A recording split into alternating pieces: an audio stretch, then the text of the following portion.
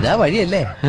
ആത്തെന്തായിരുന്നു പരിപാടി? അമ്പലത്തിലൊരു വഴിപാടിന്റെ കാര്യം പറഞ്ഞ. വഴിപാടായിരുന്നല്ലോ, നല്ല കാര്യമായിട്ടായിരുന്നല്ലോ. തോന്നിയ ദിവസം പറയരുത്. തോന്നിയ ദിവസം കാണിച്ചിട്ട് ആ പാവം ജവാന്റെ ഫോട്ടോയില് മാലിട്ട് ചന്ദനത്തിലെത്തിക്കണോ അല്ലേ? പുരുഷേട്ടനെങ്ങാനും അറിഞ്ഞാ പിള്ളേച്ചന്റെ ഫോട്ടോയില് മാലിട്ട് ചന്ദനത്തിലെത്തിക്കേണ്ടി വരും. വീട്ടിൽ വെച്ച് ചതവയ്ക്കും.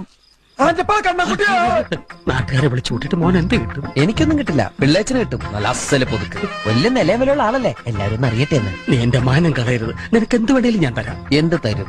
എന്ത് വേണം?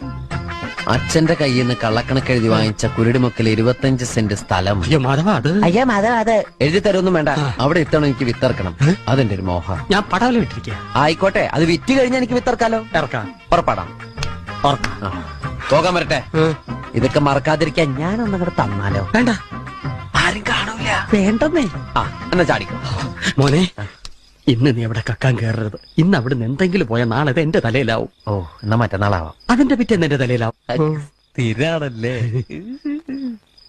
ചാടിക്ക.